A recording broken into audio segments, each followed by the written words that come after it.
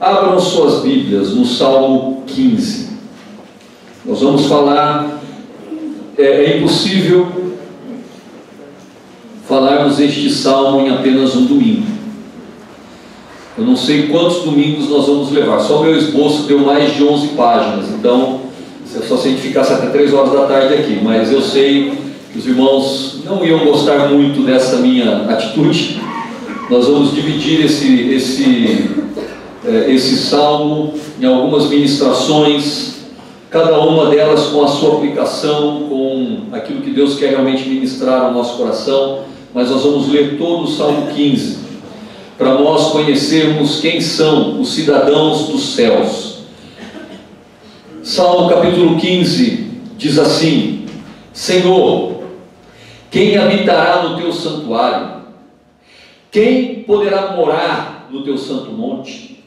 Aquele que é íntegro em sua conduta e pratica o que é justo, que de coração fala a verdade e não usa a língua para difamar, que nenhum mal faz ao seu semelhante, não lança calúnia contra o seu próximo, que rejeita quem merece desprezo, mas honra os que temem ao Senhor, que mantém a sua palavra mesmo quando sai prejudicado, que não empresta o seu dinheiro visando lucro, nem aceita suborno contra o inocente. Quem assim procede nunca será abalado.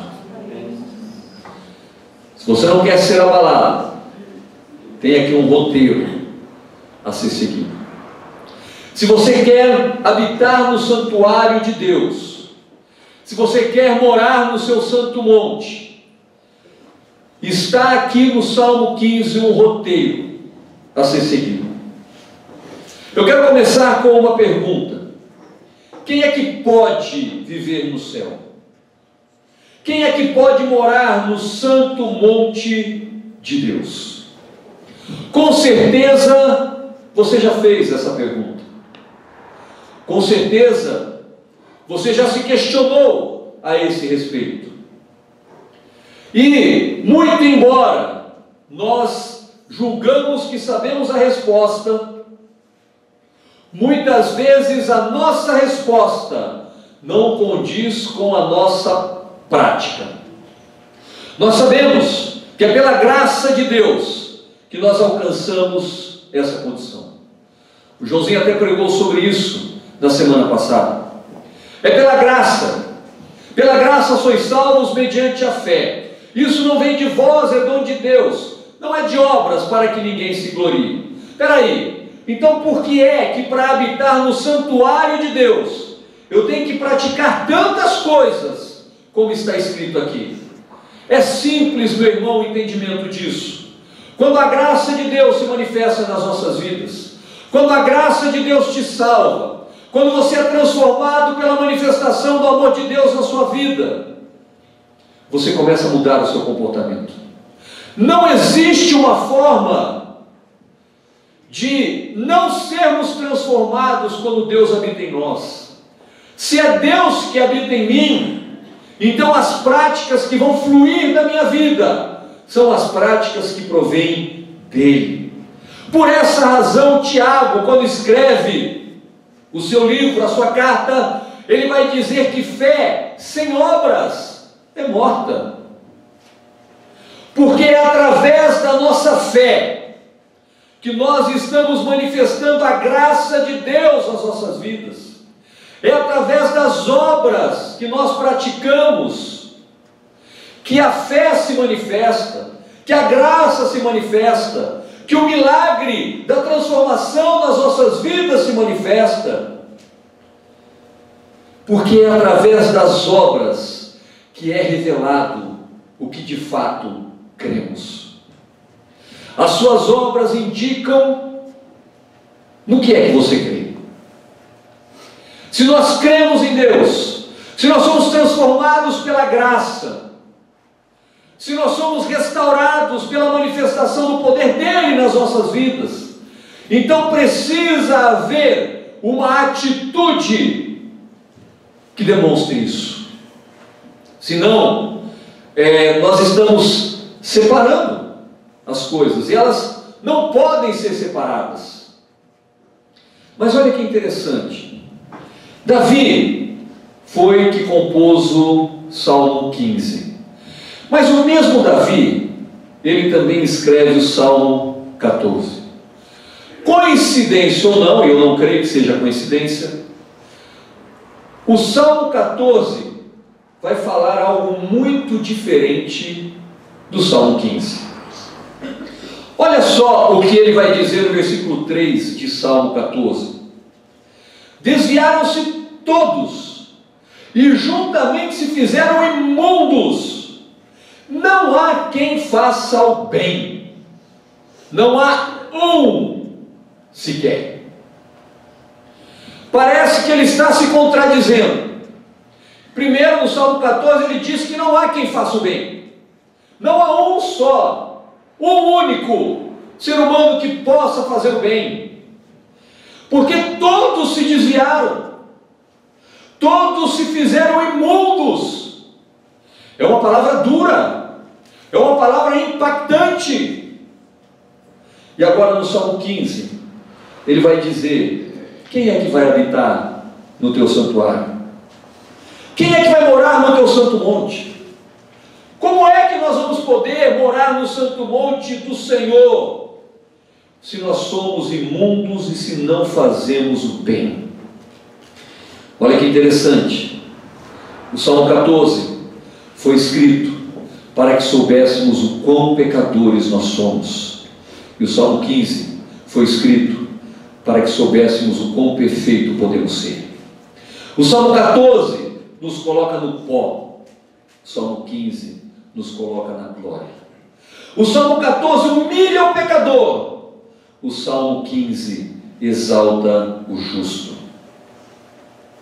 Esses dois salmos próximos nos mostram que só pela graça de Deus podemos passar da condição de pecadores para a condição de justos. E é isso que nós precisamos entender. Deus espera que nós pratiquemos aquilo que está no Salmo 15, mas Ele também espera que nós reconheçamos que sem Ele nós não vamos conseguir. O que nós precisamos entender é que Deus opera em nós tanto querer quanto efetuar. Se você tentar fazer isso nas suas próprias forças, você vai fracassar. Se você tentar fazer isso no seu braço, você não vai ter sucesso. Agora, se você permitir que o Espírito Santo se manifeste através da sua vida, então essas qualidades, essas virtudes do Salmo 15 vão começar a se manifestar na sua vida. Sabe o que é interessante? Essas perguntas que o salmista faz no Salmo 15 também estão contidas no Novo Testamento.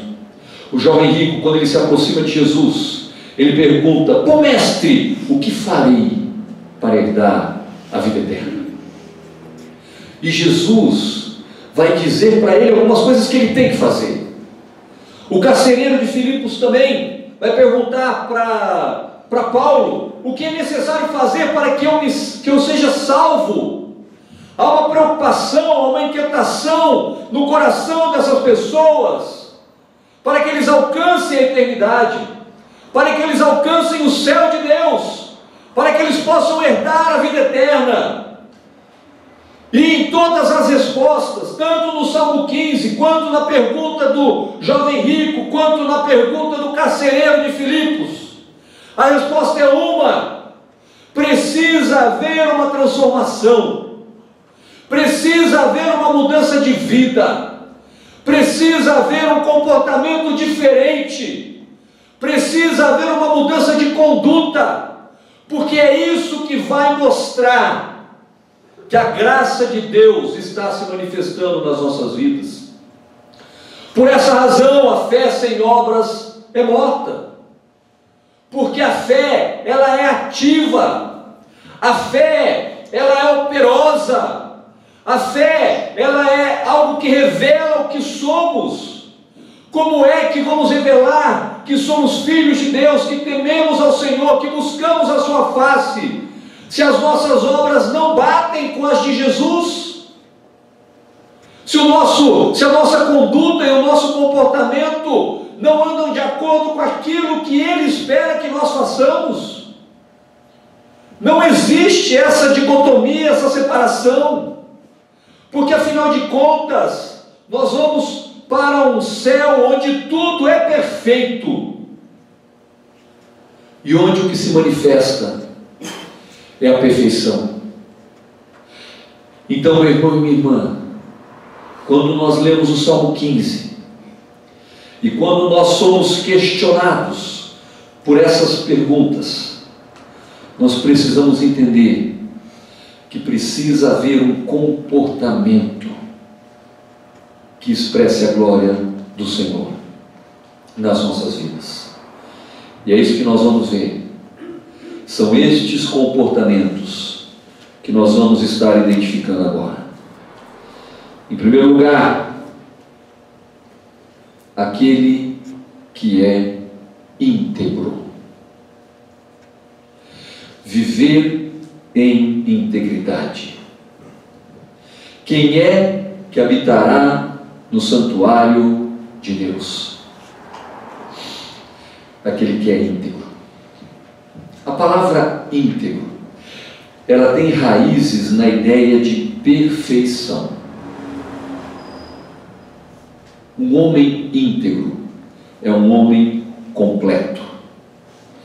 No hebraico, a palavra usada para definir integridade significa total, completo.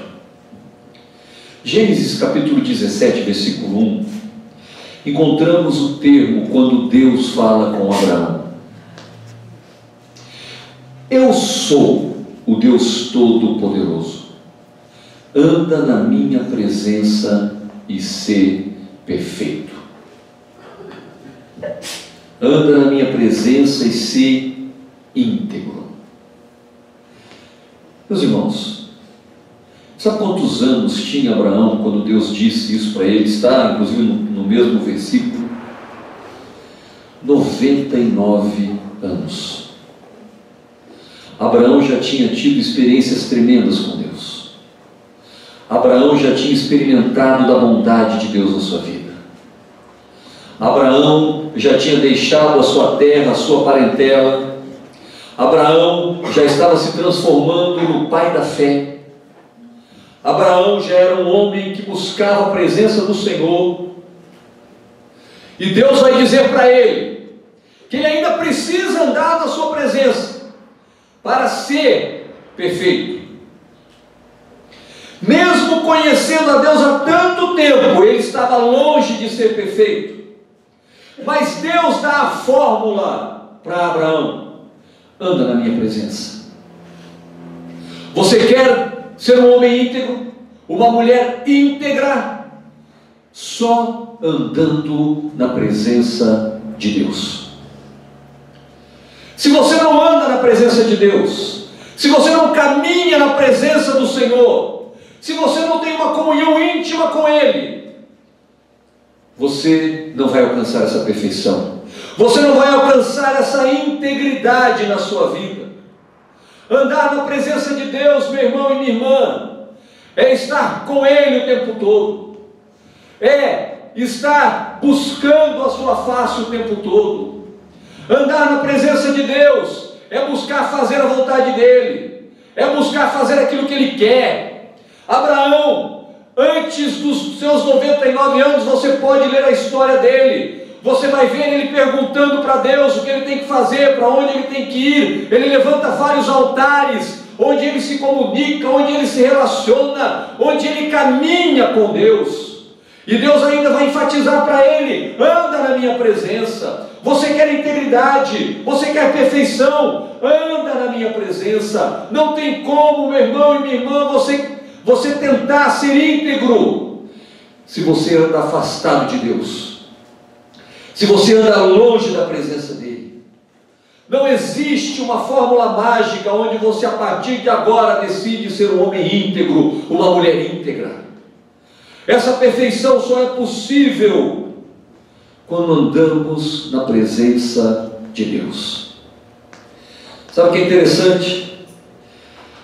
No grego, essa palavra geralmente é traduzida como paz, e que se constitui na essência dos relacionamentos saudáveis entre duas pessoas, ou mais pessoas. É disso que Paulo fala quando ele escreve em Colossenses capítulo 3, versículo 15: seja a paz de Cristo o árbitro em vossos corações. Que a integridade de Cristo se manifeste na sua vida, que essa integridade encha o seu coração. Quando Jesus trata desse assunto, ele usa o modelo do Pai, e nem de ninguém mais, porque ninguém mais pode ser modelo para nós. Por isso Jesus vai dizer em Mateus capítulo 5, versículo 48: sede vós perfeitos, como perfeito é o vosso Pai que estás nos céus.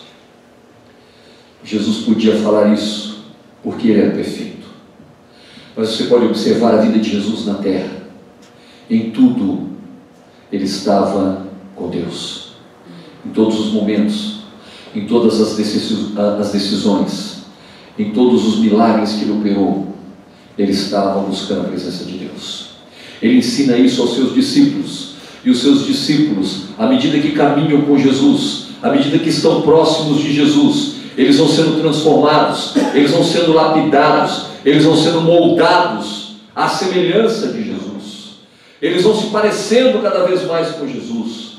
Por essa razão, integridade significa harmonia com Deus, integridade significa afinidade com Deus, porque ninguém é completo se não tiver harmonia com o seu Criador. Integridade, meu irmão e minha irmã, é o clímax de todas as virtudes. É por isso que ela vem em primeiro lugar, e é por isso que a integridade sem a presença do Senhor é impossível. Porque começa por aí, começa de um relacionamento íntimo com Deus, e que vai mudando o nosso caráter, que vai mudando o nosso comportamento. É aquilo que vai ser dito no Novo Testamento: aquele que roubava, não roube mais; aquele que fazia as coisas erradas, não faça mais; aquele que murmurava e reclamava, que não faça mais isso, porque agora você está em comunhão com Deus. Agora você está buscando a perfeição como vosso Pai Celeste é perfeito. Agora as coisas estão mudando na sua vida e você está se tornando uma pessoa íntegra. E se você está buscando a Deus e buscando a integridade e ainda assim não muda de vida, alguma coisa está errada. Alguma coisa está errada, só pode estar errada. Porque quanto mais eu me aproximo de Deus, mais a integridade se manifesta na minha vida. Em termos práticos, podemos dizer que uma pessoa íntegra é uma pessoa completa naquilo que é e naquilo que faz. Uma pessoa completa na presença de Deus. Podemos dizer também que um homem íntegro é alguém puro nas suas motivações, nas suas intenções e na sua maneira de agir. É alguém que tem um comportamento irrepreensível. Depois da integridade, o Salmo 15 vai dizer: pratica o que é justo. Quem habitará no teu tabernáculo? Quem vai morar no teu santo monte? Aquele que pratica a justiça. Se integridade é harmonia com Deus, justiça é harmonia com o próximo. As duas coisas andam juntas, porque se eu tenho harmonia com Deus, eu vou ter harmonia com o meu próximo. Depois, quando você chegar em casa, leia os 10 mandamentos. Lá você vai ver o seguinte: que ser íntegro é cumprir os 4 mandamentos referentes a Deus. Ser justo é cumprir os 6 mandamentos referentes ao próximo. Olha que interessante. Integridade e justiça precisam se manifestar nas nossas vidas, porque quando estas coisas se manifestam nas nossas vidas, nós estamos cumprindo a lei e os 10 mandamentos. Nessas duas palavras, os 10 mandamentos se resumem. Todas as outras virtudes estão baseadas nessas duas e partem dessas duas. Praticar a justiça tem que ser o objetivo de todo o exercício espiritual. Quanto mais íntegro, mais próximo de Deus você vai estar. Quanto mais justo, mais semelhante a Jesus Cristo você será. Quanto mais íntegro, mais perto de Deus você vai estar. Quanto mais justo, mais semelhante a Cristo você vai ser. Temos praticado a justiça. Temos sido justos no nosso comportamento, no nosso trato com o nosso próximo. Mas olha só, se cumprir os mandamentos é a prática da justiça, por que é que Jesus era tão indignado, podemos dizer assim, com o comportamento dos fariseus? Existe uma confusão quando falamos sobre justiça. Tem pessoas que acham que fazer o bem, por fazer o bem, é ser justo.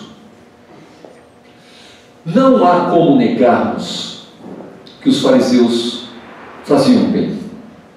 Na ótica deles. Eles cumpriam os 10 mandamentos. Eles procuravam atender às demandas que eram apresentadas no Antigo Testamento.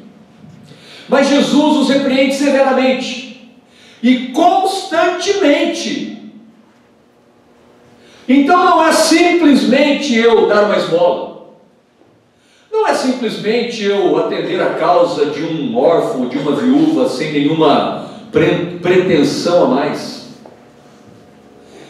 Porque Jesus vai dizer para os seus discípulos, em Mateus capítulo 5, versículo 20, o seguinte: pois eu lhes digo, que se a sua justiça, ou a justiça de vocês, não for muito superior à dos fariseus e mestres da lei, de modo nenhum entrarão no reino dos céus. Bom, a primeira constatação que a gente faz aqui é que os fariseus e os mestres da lei têm uma justiça.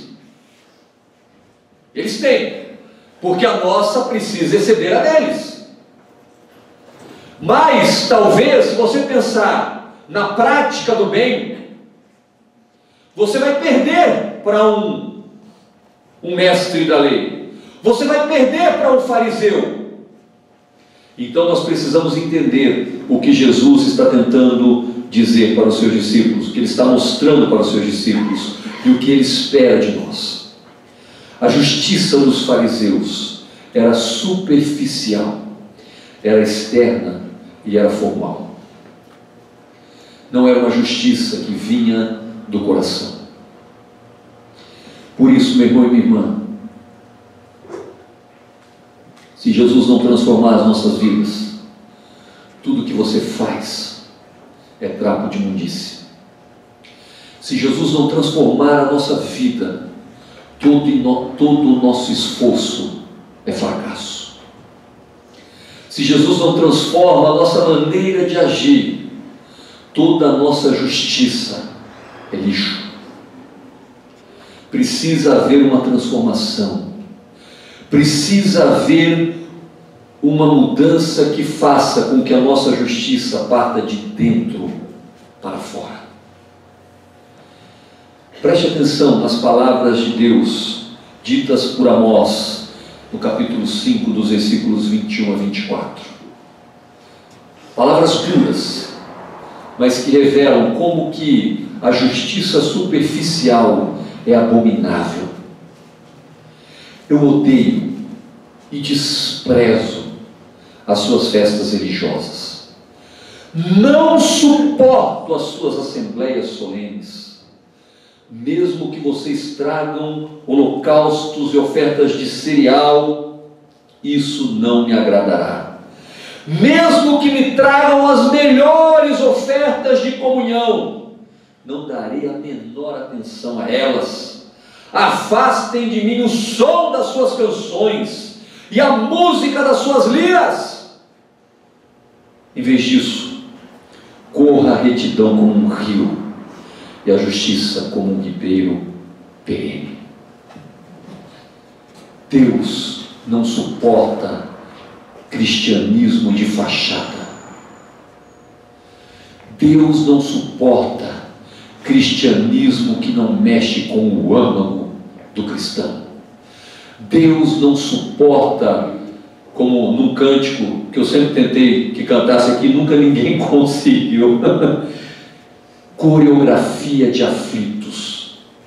As pessoas que mostram que são uma coisa, mas por dentro não estão transformadas, praticam a justiça apenas numa tentativa de enganar a si próprios e aos outros. Mas esse tipo de comportamento é desprezado por Deus. Meu irmão, é sério isso, porque afinal de contas são essas pessoas que servem com o coração e que praticam a justiça com o coração e que vão herdar a terra, que vão habitar no santuário de Deus, que vão morar no santo monte dele. Por essa razão, nós não podemos viver um cristianismo de fachada. Nós precisamos nos aprofundar na comunhão e no relacionamento. Por isso que integridade vem primeiro. É eu caminhar com Deus, é eu estar próximo dele, é eu buscar a presença dele. E essa busca da presença vai transformando o meu coração. E quando o meu coração é transformado, aí sim a minha justiça pode exceder a dos fariseus, a dos mestres da lei. É dessa justiça que Deus está falando. O grande problema dos fariseus é que eles não manifestavam as virtudes apresentadas por Jesus. Olhe para Jesus. Como ele manifestava a justiça? Ele era manso. Ele praticava a justiça com mansidão. Quando aquela mulher adúltera estava para ser apedrejada, ele vai do lado dela, faz um questionamento para aquelas pessoas que iriam apedrejar. Aquele que não tem pecado, atira a primeira pedra. Eles abaixaram suas cabeças e saíram dali, porque eles eram pecadores. Jesus, com amor, com mansidão, não com um julgamento, como os fariseus faziam, não como as leis para condenar, como os fariseus faziam, mas ele olha para aquela mulher com compaixão, com misericórdia, com humildade, e vai dizer o que para ela? Eu também não te condeno, vai e não peques mais.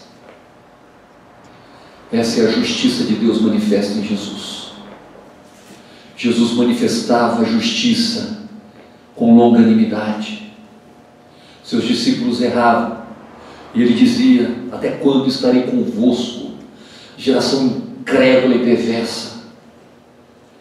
Mas é interessante que ele mesmo respondia a essa questão, seguindo com seus discípulos. Ele era longânimo para com seus discípulos. Ele era paciente. Quem tu dizes que eu sou, Pedro? Ah, tu és o Cristo, Filho do Deus vivo. Pois bem, eu preciso morrer e me entregar numa cruz. Não faça tal coisa, mestre. Arreda de mim, Satanás. Nós vamos até ver isso, essa frase de Jesus um pouco mais à frente depois. Jesus era longânimo. Jesus, ele tinha compaixão. quando foi ressuscitar Lázaro, ele chorou, ele sentiu a dor daquela família. Jesus poderia, se ele quisesse, ser tão superficial quanto os fariseus, e ainda assim fazer milagres, e ainda assim fazer coisas extraordinárias, mas ele não fez isso. Ele se envolveu, ele se engajou, ele abraçou as causas dos órfãos e das viúvas, ele sentia a dor das pessoas, ele chorava, ele estava com os publicanos, ele estava com os pecadores, ele estava com as prostitutas, ele sentia a dor daquelas pessoas, coisas que os fariseus não sentiam e não faziam. E muitas vezes dentro da igreja nós nos julgamos super, hiper, power espirituais, e por isso as pessoas lá fora não se identificam conosco, porque nós somos muito melhores do que eles, e parece que um muro está sendo criado. Jesus quebrou este muro que os fariseus criaram para com o povo. Eles praticavam uma justiça pífia, eles praticavam uma justiça superficial, e agora Jesus está dizendo: você precisa praticar uma justiça que brote do seu coração, que queime em primeiro lugar a sua alma, para que depois você possa ir adiante. É isso que ele vai dizer em Ezequiel capítulo 36, versículo 27, pela boca do profeta Ezequiel: porei o meu espírito em vocês e os levarei a agirem segundo os meus decretos e a obedecerem fielmente às minhas leis. Sabe o que me conforta nessa palavra? É que não parte de mim. Eu seria talvez o homem mais frustrado da terra. Eu imagino que você possa dizer o mesmo, se essas coisas tivessem que partir de você. Mas quando eu começo a buscar a presença de Deus, você está entendendo a ligação da integridade com a justiça? Quando eu começo a buscar a presença de Deus, na minha pequenez, na minha fragilidade, na minha limitação, porque por mim mesmo eu não vou conseguir, eu não vou ter êxito, mas aí eu vou buscando a presença de Deus, Ele vai transformando, e Ele coloca em mim o seu Espírito, e Ele me leva a agir segundo os seus decretos. É Ele quem me leva, é Ele quem faz. Por isso que tanto querer quanto efetuar está nele. Mas isso só pode se tornar uma realidade na minha vida quando eu busco a sua presença. Talvez o grande segredo para nós cristãos é estar mais próximos de Deus, porque à medida que eu me aproximo de Deus, essas coisas começam a acontecer naturalmente na minha vida, e a justiça de Deus começa a se manifestar da maneira como Ele espera que se manifeste, não com uma distância entre eu e o pecador, não como se eu estivesse aqui e o pecador estivesse ali, não como se eu me achasse justo demais. Não foi isso que Jesus ensinou. A prática da justiça está no cuidado, no dia a dia. Eu amo ler os evangelhos, já li os evangelhos, perdi a conta das vezes, porque você vê um Jesus humano, que abraça, que chora, que sente, que toca. Uma vez eu preguei isso lá na quinta igreja ainda, o toque que transforma, os toques de Jesus que vão transformando. Jesus tinha acesso às pessoas, Jesus abraçava, Jesus sentia, Jesus chorava. Essa é a prática da justiça que Ele espera de nós, um envolvimento, um engajamento, um sentir como Ele sentiu, um amar como Ele amou, um fazer como Ele fez. Temos que sair da nossa superficialidade cristã e nos aprofundarmos, meu irmão e minha irmã, na prática da justiça. É isso que Ele espera de nós.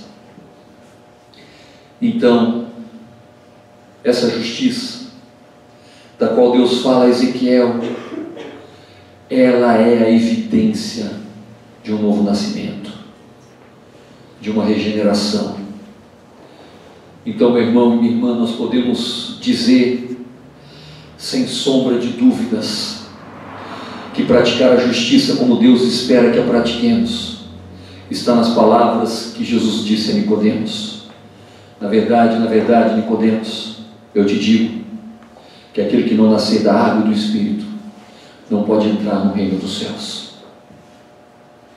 Somente praticando ou sendo transformados é que nós vamos conseguir praticar a justiça como Deus espera de nós. Quando você chegar na sua casa, se você se lembrar, leia Isaías capítulo 1. Você vai ver o quanto Deus abomina a superficialidade, assim como Ele abomina aqui nas palavras ditas por Amós. E a justiça, meu irmão e minha irmã, ela envolve você com o seu próximo, ela envolve você com o seu irmão, ela envolve você na jornada, na caminhada. É você compartilhar com o seu irmão as dores, as alegrias, as tristezas, as vitórias, as conquistas. É você praticar isso intensamente na sua vida. Nas próximas ministrações que eu estiver falando, nós vamos ver a continuidade disso que que Davi está falando no Salmo 15. Note, depois de falar que nós devemos andar em integridade e em justiça, aí ele vai relacionar todas as coisas que provêm disso, todas as coisas que nascem desse comportamento. São coisas simples de fazer, simples demais, não é verdade? Olha só, aquele que com o coração fala a verdade. Nós vamos discorrer sobre isso. Uma verdade que procede de Deus, a verdade do Evangelho que liberta. Ele não usa a sua língua para difamar. Mas isso não é um problema que nós temos, não é verdade? Nós não difamamos ninguém, nós somos comedidos com a nossa palavra, nós somos inteligentes porque guardamos a nossa boca, como dizem Provérbios, que o tolo, quando fecha a sua boca, é tido por sábio.